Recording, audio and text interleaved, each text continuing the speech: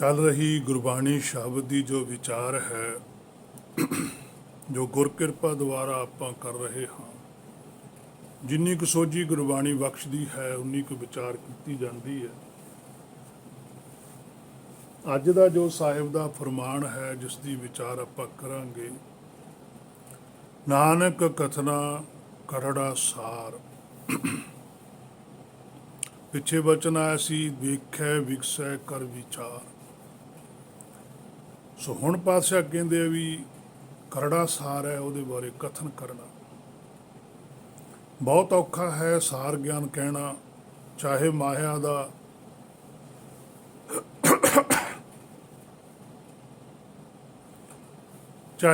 ਦਾ ਹੋਵੇ, ਚਾਹੇ ਨਿਰਾਕਾਰ ਦਾ ਹੋਵੇ, ਬੜੀ ਔਖੀ ਗੱਲ ਹੈ। ਮਾਇਆ ਬਾਰੇ ਵੀ ਸਮਝਾਉਣਾ ਬਹੁਤ ਔਖਾ ਹੈ, ਨਿਰਾਕਾਰ ਬਾਰੇ ਵੀ ਸਮਝਾਉਣਾ ਬਹੁਤ ਔਖਾ ਹੈ, ਕਿਉਂਕਿ ਸ਼ਬਦਾਂ ਦੁਆਰਾ ਹੀ ਸਮਝਾਇਆ ਜਾਂਦਾ। ਉਹੀ ਸ਼ਬਦ ਸਾਡੇ ਰੂਟੀਨ ਵਿੱਚ ਵਰਤੇ ਜਾਂਦੇ ਆ, ਉਹੀ ਆਤਮਿਕ ਸੁਗਿਆਨ ਲਈ ਵਰਤੇ ਜਾਂਦੇ ਆ। ਇਸੇ ਤਰ੍ਹਾਂ ਹੀ ਜਿਹੜੀ ਸਾਡੀ ਸੁਰਤ ਹੈ ਉਹ ਡਿਵਾਈਡ ਹੋ ਜਾਂਦੀ ਹੈ ਵੀ ਸੱਚਾਈ ਕੀ ਹੈ। ਤਾਂ ਹੀ ਗੁਰਬਾਣੀ ਦੇ ਅੰਦਰ ਪਾਤਸ਼ਾਹ ਨੂੰ ਕਹਿਣਾ ਪਿਆ ਵੀ ਆਖਣ ਔਖਾ ਸੱਚਾ ਨਾਉ। ਸੋ ਬਹੁਤ ਔਖਾ ਹੈ ਸਾਰ ਗਿਆਨ ਕਹਿਣਾ, ਚਾਹੇ ਮਾਇਆ ਦਾ ਚਾਹੇ ਨਿਰਾਕਾਰ ਦਾ। ਆਪ ਸੱਤ ਕੀਆ ਸਭ ਸੱਤ, ਆਪ ਸੱਚ ਹੈ ਪਰ ਸੰਸਾਰ ਝੂਠ ਕਹਿੰਦਾ ਹੈ, ਕਿਉਂਕਿ ਰਹਿਣ ਵਾਲਾ ਨਹੀਂ। ਸਗਲ ਬਨਸਪਤ ਮਹੇ ਬਸੰਤਰ, ਸਗਲ ਦੂਧ ਮੈਂ ਕੀਆ। ਸੱਚ ਹੈ ਕਿ ਸਾਰੀ ਬਨਸਪਤੀ ਵਿੱਚ ਅੱਗ ਹੈ, ਸਾਰੇ ਦੁੱਧਾਂ ਵਿੱਚ ਕੀ ਹੈ, ਇਹ ਸੱਚ ਹੈ। ਕਹਿਣ ਤੋਂ ਭਾਵ ਪਦਾਰਥ ਦੇ ਗੁਣ ਦੱਸੇ ਹਨ। ਗੁਰਮੁਖ ਮਾਇਆ ਦਾ ਸਾਰ ਤਾਂ ਦੱਸ ਸਕਦਾ ਹੈ, ਪਰ ਪਰਲੋਕ ਬਾਰੇ ਬੁਲਾਇਆ ਹੀ ਬੋਲਦਾ ਹੈ। ਗ੍ਰਹਿ ਵਾ ਜੋਤਿਸ਼ ਦੀ ਗੱਲ ਗੁਰਬਾਣੀ ਨਹੀਂ ਕਰਦੀ। ਥਿਤ ਵਾਰ ਨਾ ਜੋਗੀ ਜਾਣੇ, ਰੁੱਤ ਮਾਹੁ ਨਾ ਕੋਈ। ਇੱਥੇ ਝੂਠਾ ਸਾਬਤ ਕਰ ਦਿੱਤਾ ਜੋਤਸ਼ੀਆਂ ਦਾ ਜੋਤਿਸ਼ ਵਿਗਿਆਨ। ਜੇ ਇਹਨਾਂ ਦਾ ਅਸਰ ਹੁੰਦਾ ਹੈ ਫਿਰ ਹੁਕਮ ਕਿੱਥੇ ਗਿਆ। ਬੁੱਤ ਪੂਜ ਪੂਜ ਹਿੰਦੂ ਮੂਏ, ਤੁਰਕ ਮੂਏ ਸਰਨਿਆਈ। ਹਿੰਦੂ ਮੂਰਤੀ ਪੂਜਨ ਕਰਦਾ ਹੈ ਤੇ ਉਹ ਕਰਦਾ ਹੀ ਮਰ ਗਿਆ। ਤੁਰਕ ਸਿਜਦੇ ਕਰਦਾ, ਉਹ ਸਿਜਦੇ ਕਰਦਾ ਹੀ ਮਰ ਗਿਆ। ਆਖਣਾ ਔਖਾ ਸਾਚਾ ਨਾਮ, ਬਹੁਤ ਔਖਾ ਹੈ ਸੱਚ ਕਹਿਣਾ। ਇਹ ਬੜੀ ਵੱਡੀ ਗੱਲ ਹੈ। ਹੁਣ ਜੇ ਕੋਈ ਹਿੰਦੂ ਮੂਰਤੀ ਦੀ ਪੂਜਾ ਕਰਦਾ, ਉਹ ਤਾਂ ਕਹਿੰਦਾ ਸਾਡੀ ਸ਼ਰਧਾ ਹੈ। ਇਸਲਾਮ ਵਾਲੇ ਸਿਜਦਾ ਕਰਦੇ ਆ, ਉਹ ਕਹਿੰਦੇ ਵੀ ਸਾਡੀ ਸ਼ਰਧਾ ਹੈ। ਪਰ ਹੁਣ ਗੁਰਬਾਣੀ ਉਹਨਾਂ ਨੂੰ ਰੱਦ ਕਰਦੀ ਹੈ। ਬੜੀ ਵੱਡੀ ਗੱਲ ਹੈ, ਬੜਾ ਔਖਾ ਹੈ ਯਾਰ ਇਸ ਤਰ੍ਹਾਂ ਤਾਂ। ਫਿਰ ਸੋ ਆਖਣੇ ਔਖਾ ਸਾਚਾ ਨਾਮ ਹੈ, ਬਹੁਤ ਔਖਾ ਹੈ ਸਾਰ ਕਹਿਣਾ। ਇਸੇ ਕਰਕੇ ਗੁਰਬਾਣੀ ਸਾਚੇ ਨਾਮ ਦੀ ਸਹੀ ਜਾਣਕਾਰੀ ਹੈ। ਇਹ ਸਮਝ ਆ ਜਾਵੇ ਪੂਰੀ ਸਹੀ ਦੀ ਸਹੀ, ਫਿਰ ਆਖ ਹੁੰਦਾ ਸਾਰ ਤਤ ਸੱਚ। ਅੱਜ ਸਿੱਖ ਮੱਤ ਵਿੱਚ ਵੀ ਬਥੇਰਾ ਕੂੜ ਭਰਿਆ ਪਿਆ, ਬਸ ਉਸ ਨੂੰ ਸਿੱਖ ਅੰਮ੍ਰਿਤ ਸਮਝ ਕੇ ਖਾਈ ਜਾ ਰਹੇ ਹਨ। ਜੇ ਆਖੋ ਭਾਈ ਜ਼ਹਿਰ ਖਾ ਰਹੇ ਹੋ ਅੰਮ੍ਰਿਤ ਸਮਝ ਕੇ, ਤਾਂ ਅੱਗੋਂ ਗਲ ਪੈ ਜਾਂਦੇ। ਤਾਂ ਹੀ ਜਦੋਂ ਪਾਤਸ਼ਾਹ ਸਰੀਰ ਕਰਕੇ ਗੱਲਾਂ ਮੂੰਹੋਂ ਬੋਲ ਕੇ ਕਹਿੰਦੇ ਹੋਣਗੇ, ਤਾਂ ਲੋਕ ਉਹਨਾਂ ਦੇ ਵੀ ਗਲ ਪਏ। ਕੋਈ ਆਖੇ ਭੂਤਨਾ ਕੋ ਕਹੇ ਵਿਤਾਲਾ। ਇਹ ਸੱਚ ਹੈ, ਤਾਂ ਹੀ ਕਿਹਾ ਕਥਨਾ ਕਰੜਾ ਸਾਰ। ਹੁਕਮ ਦੀ ਵਿਆਖਿਆ ਕਰਨੀ ਕੋਈ ਸੌਖੀ ਨਹੀਂ। ਫਰੀਦ ਸਾਹਿਬ ਵੀ ਕਹਿੰਦੇ ਆ, ਹੀਰਾ ਰੋਟੀ ਕਾਰ ਨੇ ਗਲਾ ਕਟਾਵੇ ਕੌਣ। ਇਹ ਉਹ ਗੱਲ ਹੈ ਕਿ ਸੱਚ ਕਹਿਣ ਦੇ ਲਈ ਗਲਾ ਕਟਾਉਣਾ ਪੈਂਦਾ। ਮਾਰਨ ਤੱਕ ਜਾਂਦੇ ਆ, ਗਏ ਹੀ ਨੇ। ਕਿੰਨਾ ਕੁਛ ਹੋਇਆ। ਸਾਰੇ ਧਾਰਮਿਕ ਆਗੂ ਵੀ ਰਾਜੇ ਨਾਲ ਰਲ ਗਏ ਕਿ ਕਿਵੇਂ ਨਾ ਕਿਵੇਂ ਇਹਨਾਂ ਸੱਚ ਕਹਿਣ ਵਾਲਿਆਂ ਨੂੰ ਖਤਮ ਕੀਤਾ ਜਾਵੇ। ਭਾਈ ਮਨੀ ਸਿੰਘ ਜੀ ਵਰਗੇ ਬੰਦ ਕੱਟ ਦਿੱਤੇ।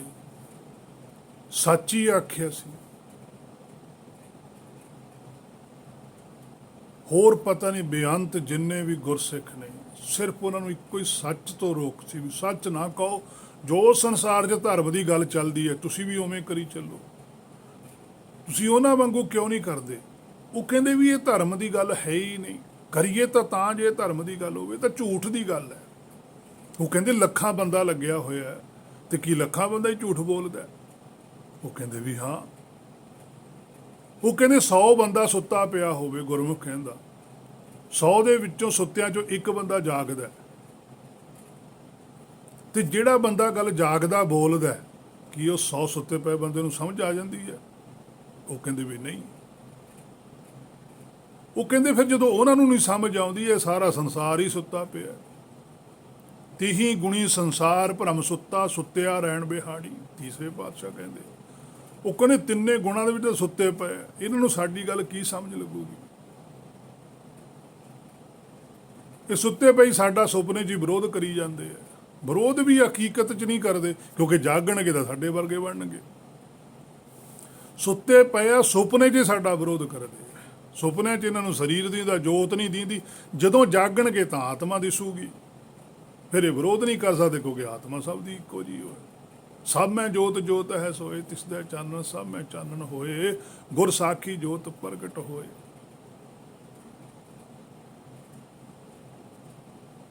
ਬੜਾ ਔਖਾ ਹੈ ਸੱਚ ਕਹਿਣਾ। ਕਰੜਾ ਸਾਰਾ ਹੀਰਾ ਰੋਟੀ ਕਾਰ ਨੇ ਗਲਾ ਕਟਾਵੇ, ਕੌਣ ਅੱਗੇ ਆਵੇ? ਐਡੀ ਵੱਡੀ ਮਾਨਤਾ ਚੱਲਦੀ, ਉਹਨੂੰ ਰੱਦ ਕਰਨਾ ਕੋਈ ਸੌਖਾ ਨਹੀਂ ਹੈ।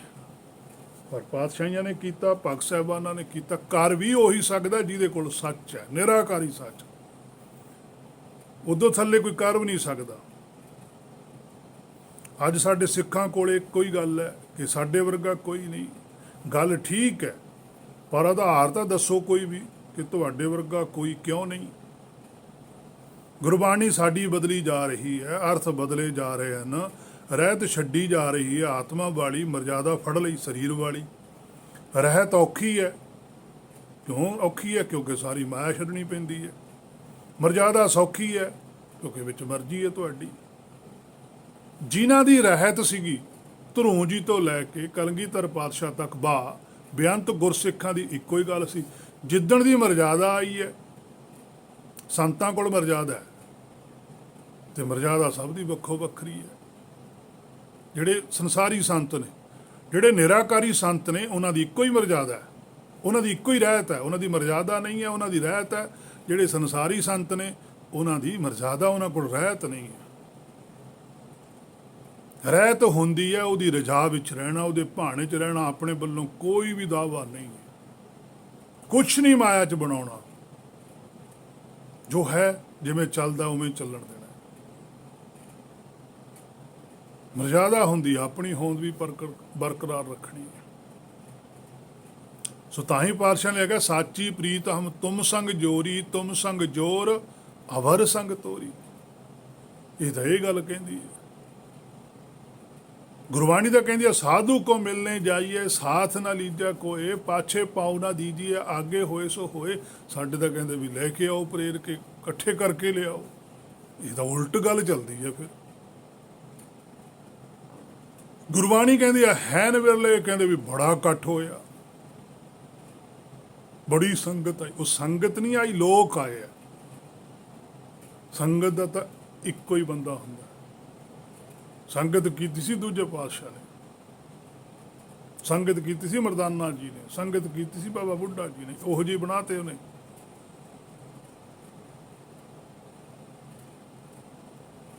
ਉਹ ਹੈ ਸੰਗਤ। ਸਤਸੰਗਤ ਕੈਸੀ ਜਾਣੀ ਹੈ? ਕਿਹੋ ਜਿਹੀ ਹੁੰਦੀ ਹੈ ਸਤਸੰਗਤ? ਜਿੱਥੇ ਇੱਕੋ ਨਾਮ ਵਖਾਣੀ ਹੈ, ਜਿੱਥੇ ਇੱਕੋ ਹੀ ਹੁਕਮ ਦੀ ਵਿਆਖਿਆ ਹੁੰਦੀ ਹੈ। ਹੁਕਮ ਤੋਂ ਬਿਨਾਂ ਦੂਜੀ ਗੱਲ ਨਹੀਂ ਚੱਲਦੀ। ਜਿੱਥੇ ਹਰ ਵੇਲੇ ਰਜਾ 'ਚ ਰਹਿਣਾ, ਹਰ ਵੇਲੇ ਭਾਣੇ 'ਚ ਰਹਿਣਾ, ਸੁਰਤ ਨੂੰ ਟਿਕਾਈ ਰੱਖਣਾ ਸ਼ਬਦ ਵਿਚਾਰ ਦੇ ਵਿੱਚ, ਉਹ ਹੈ ਸਤਸੰਗਤ। ਬਾਕੀ ਹੈ ਇਕੱਠ, ਭੀੜ, ਇਦੋਂ ਵੱਧ ਕੁਛ ਨਹੀਂ ਹੈ। ਸੋ ਹੇ ਮੇਰੇ ਮਨਾ ਸੁਧਰ ਜਾ, ਅਜੋ ਕਿਛ ਵਿਗੜਿਓ ਨਾ ਹੀ, ਤੇਰਾ ਹਜੇ ਵੀ ਕੁਛ ਨਹੀਂ ਵਿਗੜਿਆ, ਸੁਧਰ ਜਾ। ਤੇਰੇ ਵਾਸਤੇ ਉਪਦੇਸ਼ ਹੈ, ਲੋਕਾਂ ਵਾਸਤੇ ਨਹੀਂ ਹੈ। ਤੈਨੂੰ ਗੁਰਬਾਣੀ ਕਹਿੰਦੀ ਹੈ ਵੀ ਤੂੰ ਇਸ ਚੱਕਰ 'ਚ ਨਾ ਪਈ। ਜੇ ਤੂੰ ਇਸ ਚੱਕਰ 'ਚ ਪੈ ਗਿਆ ਤੂੰ ਫਸ ਜਾਣਾ, ਕਿਉਂਕਿ ਤੂੰ ਵੀ ਗਲਤ ਸਤਸੰਗਤ ਕਰੇਗਾ, ਉਹਨੂੰ ਮੰਨ ਕੇ ਬੈਠ ਜਾਏਗਾ। ਸੋ ਨਾਨਕ ਕਥਨਾ ਕਰੜਾ ਸੱਚ। ਨਾਨਕ ਜੀ ਕਹਿੰਦੇ ਜਿਹੜਾ ਸੱਚ ਕਹਿਣਾ ਨਾ, ਇਹ ਬੜਾ ਕਰੜਾ ਹੈ। ਇੱਕ ਜਿਵੇਂ ਸਾਰ ਲੋਹੇ ਨੂੰ ਵੀ ਕਹਿੰਦੇ ਵੀ ਇਹਨਾਂ ਨੂੰ ਲੋਹਾ ਬੜਾ ਸਖਤ ਹੁੰਦਾ, ਇਹ ਛੇਤੀ ਟੁੱਟਿਆ ਤੁੜਦਾ ਨਹੀਂ ਹੈਗਾ। ਇਸੇ ਤਰ੍ਹਾਂ ਜਿਹੜਾ ਸੱਚ ਹੈ ਬਹੁਤ ਸਖਤ।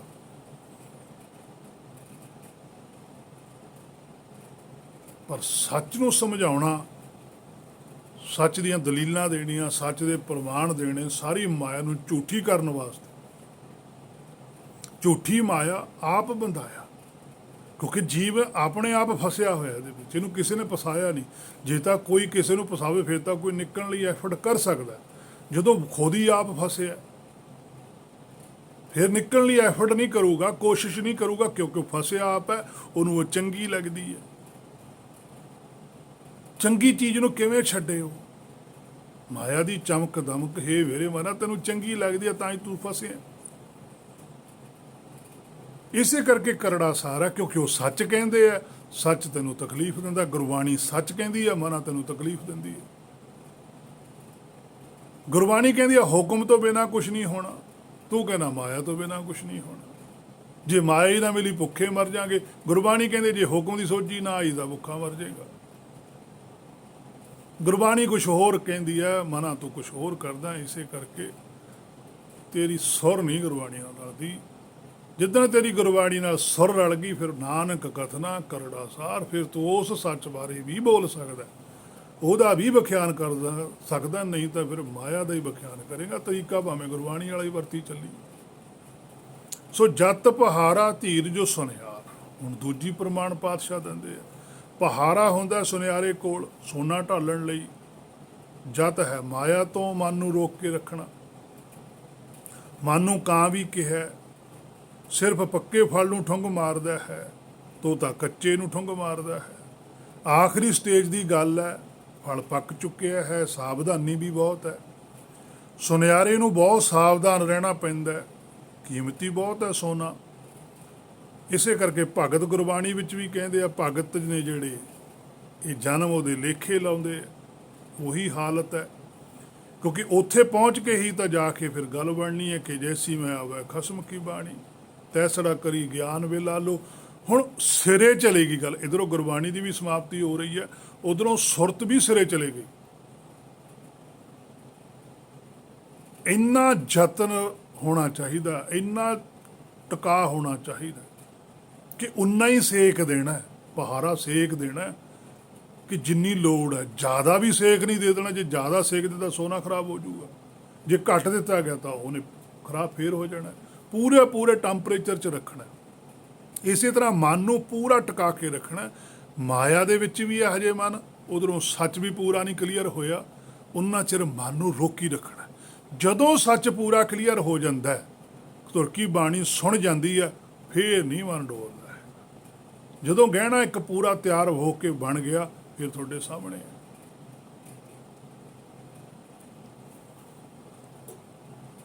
ਜੈਸੀ ਮੈਂ ਆਵੇ ਖਸਮ ਕੀ ਬਾਣੀ, ਤੈਸੜਾ ਕਰੀ ਗਿਆਨ ਵੇਲਾ ਲੋ ਵਾਲੀ ਅਵਸਥਾ ਦੀ ਗੱਲ ਹੈ। ਮਨ ਨੂੰ ਚੁੱਪ ਕਰਕੇ ਬਹਿਣਾ ਪੈਂਦਾ, ਔਰ ਉੱਥੇ ਜਾ ਕੇ ਇਹਨੂੰ ਚੁੱਪ ਕਰਨਾ ਵੀ ਬਹੁਤ ਔਖਾ ਹੈ।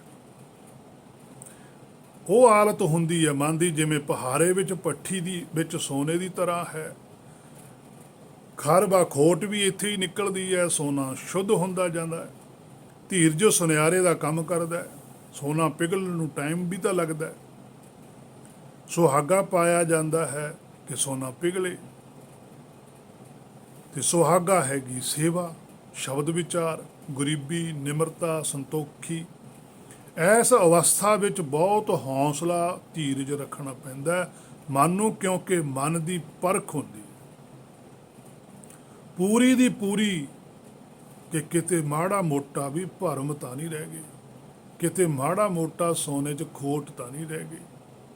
ਇਸੇ ਕਰਕੇ ਪਾਤਸ਼ਾਹ ਨੇ ਆਖਿਆ ਸੀ, ਨਾਨਕ ਪਰਖੈ ਆਪ ਕੋ ਸੋਈ ਪੁਰਖ ਸੁਜਾਨ। ਕਹਿੰਦੇ ਆਪਣੀ ਪਰਖ ਕਰੀ ਨਾਲ ਦੀ ਨਾਲ, ਵੀ ਮੇਰੇ ਅੰਦਰ ਕਿਤੇ ਮਾੜੀ ਮੋਟੀ ਮਾਇਆ ਦੀ ਇੱਛਾ ਤਾਂ ਨਹੀਂ ਹੈਗੀ। ਜੇ ਮਾੜੀ ਮੋਟੀ ਵੀ ਮਾਇਆ ਦੀ ਇੱਛਾ ਰਹਿ ਗਈ ਤਾਂ ਉਨੀ ਖੋਟ ਨੇ ਤੇਰਾ ਨੁਕਸਾਨ ਕਰਾ ਦੇਣਾ। ਪਰਖ ਵੀ ਆਪ ਹੀ ਕਰਨੀ ਹੈ, ਕਿਸੇ ਨੇ ਨਹੀਂ ਕਰਨੀ। ਆਪ ਹੀ ਪਰਖਣਾ ਆਪਣੇ ਆਪ ਨੂੰ। ਆਪਣੀ ਕਿਉਂ? ਕਿਉਂਕਿ ਕਿਸੇ ਅੱਗੇ ਪੇਸ਼ ਹੋਣਾ। ਆਪਣੇ ਆਪ ਨੂੰ ਤਾਂ ਹੀ ਸਵਾਰਨਾ ਕਿਉਂਕਿ ਅੱਗੇ ਜਾਣਾ। ਜੇ ਉਸਨੇ ਗਲਤੀ ਕੱਢ ਦਿੱਤੀ ਤਾਂ ਫਿਰ ਸ਼ਰਮਿੰਦਗੀ ਹੋਵੇਗੀ। ਕਿਆ ਜਾਣਾ ਕਿਆ ਕਰਸੀ ਪੀਓ, ਕੋਈ ਪਤਾ ਨਹੀਂ ਕੀ ਕਹੇ ਮਾਲਕ। ਪਰ ਆਪ ਆਪਣੇ ਵੱਲੋਂ ਤਿਆਰੀ ਰੱਖੋ। ਇਸ ਕਰਕੇ ਗੁਰਮੁਖ ਆਪਣੀ ਪਰਖ ਵੀ ਆਪ ਹੀ ਕਰਦਾ ਹੈ, ਆਪਣੇ ਆਪ ਨੂੰ ਸਵਾਰ ਕੇ ਵੀ ਰੱਖਦਾ ਹੈ। ਆਪ ਸਵਾਰੇ, ਕਿਉਂਕਿ ਆਪਣੇ ਆਪ ਨੂੰ ਸਵਾਰਿਆ ਹੁੰਦਾ ਹੈ। ਜਤ ਪਹਾਰਾ ਧੀਰਜ ਸੁਨਿਆਰ, ਇੰਨਾ ਹੌਸਲਾ ਰੱਖਦਾ ਹੈ ਗੁਰਮੁਖ। ਅਹਰਣ ਮਤ ਵੇਦ ਹਥਿਆਰ। ਹੁਣ ਅਹਰਣ ਹੁੰਦੀ ਹੈ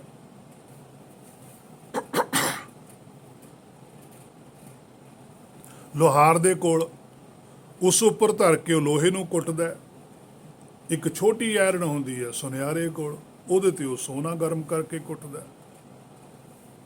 ਸੋ ਗਰਮ ਸੋਨਾ ਜਾਂ ਲੋਹੇ ਨੂੰ ਨਵੀਂ ਸ਼ਕਲ ਦੇਣ ਲਈ ਐਰਣ ਵਰਤੀ ਜਾਂਦੀ ਹੈ। ਹੁਣ ਗੁਰਮੁਖ ਕੋਲ ਕੀ ਹੈ? ਅਹਰਣ ਮੱਤ, ਉਹਦੇ ਕੋਲ ਅਕਲ ਹੈ। ਅਕਲ ਤੇ ਧਰ ਕੇ ਮਨ ਨੂੰ ਕੁੱਟਣਾ, ਕੁੱਟ ਕੁੱਟ ਮਨ ਕਸਵੱਟੀ ਲਾਵੇ। ਮਨ ਦੇ ਉੱਪਰ ਵੀ ਕਸਵੱਟੀ ਲੱਗਣੀ ਹੈ। ਹਥੌੜਾ ਕੀ ਹੈ? ਵੇਦ ਦਾ। ਵੇਦ ਕੀ ਹੈ? ਸੁਗਿਆਨ, ਆਤਮਿਕ ਗਿਆਨ। ਵੇਦ ਨਾਲ ਕੁੱਟਣਾ ਮਨ ਨੂੰ, ਆਤਮਿਕ ਗਿਆਨ ਦੇਣਾ। ਗੁਰਬਾਣੀ ਤੋਂ ਸੋਝੀ ਲੈ ਕੇ ਦੇਣੀ ਆ ਵੀ ਦੇਖ ਮਨਾ ਗੁਰਬਾਣੀ ਕੀ ਕਹਿੰਦੀ। ਤੂੰ ਲੋਕਾਂ ਦੀ ਗੱਲ ਛੱਡ ਵੀ ਫਲਾਨਾ ਕੀ ਕਹਿੰਦਾ, ਤਿਮਕਾ ਕੀ ਕਹਿੰਦਾ, ਤੈਂ ਉਹਨਾਂ ਤੋਂ ਕੀ ਲੈਣਾ? ਤੂੰ ਗੁਰਬਾਣੀ ਦੇਖ ਤੈਨੂੰ ਕੀ ਕਹਿੰਦੀ ਹੈ। ਗੁਰਬਾਣੀ ਵੇਦ ਹੈ, ਇਹ ਹਥਿਆਰ ਹੈ। ਗੁਰਬਾਣੀ ਤੋਂ ਉੱਪਰ ਕੁਛ ਨਹੀਂ ਹੈ। ਤੂੰ ਗੁਰਬਾਣੀ ਦੀ ਗੱਲ ਤੇ ਭਰੋਸਾ ਕਰ, ਸੰਸਾਰ ਦੀ ਗੱਲ ਤੇ ਕਿਉਂ ਭਰੋਸਾ ਕਰਦਾ? ਨਾਲੇ ਤੈਨੂੰ ਪਤਾ ਲੱਗ ਜੂ ਗੁਰਬਾਣੀ ਦਾ। ਜਦੋਂ ਤੂੰ ਗੁਰਬਾਣੀ ਤੇ ਭਰੋਸਾ ਕਰੇਗਾ, ਦੇਖ ਤਾਂ ਸਹੀ ਸੰਸਾਰ ਫਿਰ ਕੀ ਕਰਦਾ ਤੇਰਾ। ਫਿਰ ਉਸ ਵਿੱਚੋਂ ਗਿਆਨ ਨਾਲ ਕੁੱਟ ਕੁੱਟ ਕੇ ਅੰਦਰੋਂ ਹੀ ਸੋਝੀ ਆਉਂਦੀ ਹੈ। ਭਰਮ ਖਤਮ ਹੋ ਹੀ ਜਾਂਦਾ, ਸੋਝੀ ਆਈ ਜਾਂਦੀ ਹੈ, ਗਹਿਣਾ ਤਿਆਰ ਹੋ ਜਾਂਦਾ। ਸੋ ਗਹਿਣਾ ਤਿਆਰ ਕਰਨ ਦੀ, ਡਿਜ਼ਾਈਨ ਦੀ ਸ਼ੇਪ ਚੰਗੀ ਜਿਹੀ ਬਣਾਉਣ ਦੀ, ਚੰਗਾ ਮੁੱਲ ਪਵੇ, ਉਹ ਹੀ ਨਾਮ ਹੈ, ਉਹੀ ਤੁਰਕੀ ਬਾਣੀ। ਜਦੋਂ ਅਸੀਂ ਮਨ ਨੂੰ ਚੁੱਪ ਕਰਾ ਕੇ ਗੁਰਬਾਣੀ ਵਿਚਾਰ ਕਰਦੇ ਹਾਂ, ਮਨ ਭੱਠੀ ਵਿੱਚ ਹੁੰਦਾ ਹੈ। ਵਿਚਾਰ ਬੁੱਧੀ ਨਾਲ ਤੇ ਗਿਆਨ ਦੇ ਹਥੌੜਿਆਂ ਨਾਲ ਗੁਰਬਾਣੀ ਦੀਆਂ ਨਸੀਹਤਾਂ ਦੇਣੀਆਂ, ਮਨ ਦੀ ਖੋਟ ਕੱਢਣੀ, ਤੇ ਮਨ ਇੱਕ ਸ਼ੁੱਧ ਹੋ ਜਾਂਦਾ ਹੈ, ਸੁੰਦਰ ਸਰੂਪ ਬਣ ਜਾਂਦਾ ਹੈ। ਸੋ ਅਹਰਣ ਮੱਤ, ਅਸੀਂ ਵੀ ਆਪਣੀ ਮੱਤ ਨੂੰ ਅਹਰਣ ਬਣਾਉਣਾ, ਐਂ ਟਿਕਾ ਕੇ ਰੱਖਣਾ। ਸਾਡਾ ਧਿਆਨ ਇੱਕੋ ਹੀ ਥਾਂ ਤੇ ਕੇਂਦਰਿਤ ਹੋਵੇ ਕਿ ਹੁਕਮ ਵਿੱਚ ਰਹਿਣਾ, ਗੁਰਬਾਣੀ ਅਨੁਸਾਰ ਚੱਲਣਾ। ਉੱਥੇ ਧਿਆਨ ਟਿਕਿਆ, ਕੋਲ ਸਾਡੇ ਹਥਿਆਰ ਵੀ ਹੈ ਕਿ ਕਿਸੇ ਪਾਸੇ ਨੂੰ ਮਨ ਦੌੜੇ ਨਾ। ਮਨ ਕੁੰਚਰ ਪੀਲਕ ਗੁਰੂ, ਗਿਆਨ ਕੁੰਡਾ ਜੈ ਖਿੰਚੈ ਤਹਿ ਜਾਓ। ਸੋ ਭਉ ਖਲਾ ਅਗਨ ਤਪਦਾ। ਇੱਕ ਪ੍ਰਮਾਣ ਪਾਤਸ਼ਾਹ ਹੋਰ ਵੀ ਦਿੰਦੇ ਆ, ਦੇਖੋ ਕਿੰਨਾ ਸਮਝਾਉਂਦੇ ਆ ਇਹ ਮੇਰੇ ਮਨਾਂ ਤੈਨੂੰ। ਖਲਾ ਹੁੰਦੀ ਹੈ ਪੁਰਾਣੇ ਸਮਿਆਂ ਵਿੱਚ ਭੱਠੀਆਂ ਵਿੱਚ ਹਵਾ ਮਾਰਨੀ, ਉਸ ਖਲ ਤੋਂ ਕੰਮ ਲਿਆ ਸੀ। ਕੋਈ ਖਲ ਹੁੰਦੀ ਹੈ ਜਾਨਵਰ ਦੀ, ਉਹਨੂੰ ਫੜ ਕੇ ਇਸ ਤਰ੍ਹਾਂ ਮਾਰਦੇ ਸੀ ਹੱਥਾਂ ਦੇ ਨਾਲ, ਉਹਦੇ ਵਿੱਚੋਂ ਹਵਾ ਜਾਂਦੀ ਸੀ, ਫਿਰ ਕੋਲੇ ਹੁੰਦੇ ਸੀ, ਉਹ ਗਰਮ ਹੁੰਦੇ ਸੀ। ਹੁਣ ਪੱਖੇ ਤੋਂ ਕੰਮ ਲਿਆ ਜਾਂਦਾ ਹੈ। ਭਉ ਹੁੰਦਾ, ਹੁਕਮ ਦਾ ਭੈ ਹੈ, ਪ੍ਰਵਾਹ ਹੈ, ਹੋਰ ਕਿਸੇ ਦੀ ਨਹੀਂ। ਹੁਕਮ ਦੇ ਵਿੱਚ ਭੈ ਵਿੱਚ ਰਹਿਣਾ, ਜਦ ਤੱਕ ਹੁਕਮ ਦੇ ਭੈ ਵਿੱਚ ਹੈ, ਅੱਗ ਨੂੰ ਹਵਾ ਲੱਗ ਰਹੀ ਹੈ ਤੇ ਅੱਗ ਤੇਜ਼ ਵੀ ਹੁੰਦੀ ਜਾਂਦੀ ਹੈ। ਜਦੋਂ ਸੋਚੀ ਪੈ ਗਿਆ, ਹੁਕਮ ਦਾ ਵਿਰੋਧ ਕਰਨ ਲੱਗ ਗਿਆ, ਅੱਗ ਬੁਝ ਜਣੀ ਸ਼ੁਰੂ ਹੋ ਜਾਂਦੀ ਹੈ। ਸੋਨੇ ਦੇ ਖਰੇ ਹੋਣ ਦੀ ਇਹ ਪ੍ਰਕਿਰਿਆ ਬੰਦ ਹੋ ਜਾਂਦੀ ਹੈ। ਹੁਕਮ ਵਿੱਚ ਖਲਾ ਹਵਾ ਮਾਰਦੀ ਰਹਿੰਦੀ ਹੈ, ਅੱਗ ਦਾ ਤਪ ਤਾਓ ਬਣਿਆ ਰਹਿੰਦਾ ਹੈ। ਗੱਲ ਆਪਸ ਵਿੱਚ ਹਿਰਦੇ ਦੀ ਹੈ। ਪਹਾਰਾ ਕੁਠਾਲੀ ਹੈ, ਭਾਵ ਕੇ ਹਿਰਦਾ ਹੈ। ਅਗਨੀ ਕੀ ਹੈ? ਬ੍ਰਹਮ ਅਗਨ ਹੈ। ਪ੍ਰਚੰਡ ਗਿਆਨ ਹੈ ਜੋ ਹਿਰਦੇ ਵਿੱਚ ਹੈ। ਅਗਿਆਨ ਅੰਧੇਰਾ ਕੱਟਿਆ, ਗੁਰ ਗਿਆਨ ਘਟ ਬਲਿਆ। ਅਗਿਆਨ ਅੰਧੇਰਾ ਕੱਟਿਆ, ਗੁਰ ਗਿਆਨ ਪ੍ਰਚੰਡ ਬੁਲਾਇਆ। ਬਲਿਆ ਗਿਆਨ ਪ੍ਰਚੰਡ ਗਿਆਨ ਦੀ ਜਿਹੜੀ ਅਗਨੀ ਹੈ, ਉਹਦਾ ਸੇਕ ਲੱਗਣਾ ਮਨ ਨੂੰ। ਕਬੀਰ ਸਾਹਿਬ ਵੀ ਕਹਿੰਦੇ, ਕਬੀਰ ਪਰਦੇਸੀ ਕਹਿ ਘਾਗਰ ਹੈ, ਚੌਂ ਦਿਸ ਲਾਗੈ ਆਗ, ਖਿੰਥਾ ਜਲ ਕੋਇਲਾ ਪਈ, ਤਾਂਚੇ ਆਂਚ ਨਾ ਲਾਗ। ਲੱਗੀ ਅੱਗ ਹਿਰਦੇ ਵਿੱਚ ਹੈ, ਅੰਦਰ ਪ੍ਰਚੰਡ ਗਿਆਨ ਹੈ। ਖਿੰਥਾ ਜਲ ਗਈ, ਭਾਵ ਕਿ ਕੋਇਲਾ ਹੋ ਗਈ। ਤਾਗੇ ਸੰਤੋਖ ਦਾ ਜਿਹੜਾ ਦਾਇਰੇ ਵਿੱਚ ਸੀ, ਜੋ ਵੀ ਸੀ ਉਹੀ ਬਚ ਗਿਆ। ਮਤ ਬਚ ਗਈ, ਮਾਇਆ ਦੇ ਸਭ ਰੰਗ ਖਤਮ ਹੋ ਗਏ। ਹੁਣ ਮਾਇਆ ਦੀ ਕੋਈ ਪਕੜ ਨਹੀਂ ਹੈ।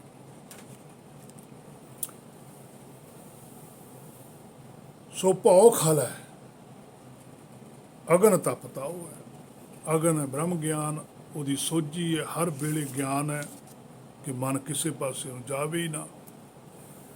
ਭਾਂਡਾ ਭਾਉ ਅੰਮ੍ਰਿਤ ਤਿਤ ਢਾਲ, ਘੜੀਐ ਸ਼ਬਦ ਸੱਚੀ ਟਕਸਾਲ। ਪਹਿਲਾਂ ਭਾਉ ਸੀ, ਹੁਣ ਭਾਉ ਹੈ। ਪੱਬਾ ਅੱਖਰ ਨਾਲ ਕੰਨੇ ਦੀ ਮਾਤਰਾ ਲੱਗੀ ਹੈ। ਹਿਰਦੇ ਵਿਚਲੇ ਪ੍ਰੇਮ ਦੇ ਭਾਂਡੇ ਵਿੱਚ ਇਹੀ ਮਨ ਜੋ ਪਹਿਲੀ ਬਾਰ ਜੰਮ ਰਿਹਾ, ਮਰ ਰਿਹਾ ਸੀ, ਢਲ ਕੇ ਅੰਮ੍ਰਿਤ ਬਣ ਕੇ ਪੈ ਜਾਂਦਾ ਹੈ। ਇੱਥੇ ਆ ਕੇ ਆਤਮਾ ਅਮਰ ਹੋ ਜਾਂਦੀ ਹੈ, ਸਦ ਜੀਵਨ ਮਿਲਦਾ ਹੈ।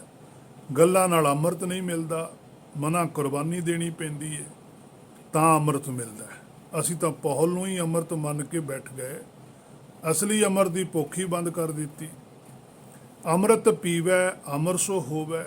ਹੁਣ ਤੂੰ ਦੇਖ ਮਨਾ, ਅੰਦਰ ਝਾਤੀ ਮਾਰ ਕੇ ਕੀ ਅਮਰ ਹੋ ਗਿਆ ਕਿ ਨਹੀਂ। ਆਪਣੀ ਆਪ ਹੀ ਪਰਖ ਕਰ ਲੈ। ਜਿਨ੍ਹਾਂ ਨੇ ਪਹੁਲ ਲਈ 10ਵੇਂ ਪਾਤਸ਼ਾਹ ਤੋਂ, ਉਹਨਾਂ ਨੇ ਪਹਿਲਾਂ ਆਪਣਾ ਸੀਸ ਆਪਣੇ ਸਤਿਗੁਰ ਨੂੰ ਭੇਟਾ ਕੀਤਾ ਸੀ।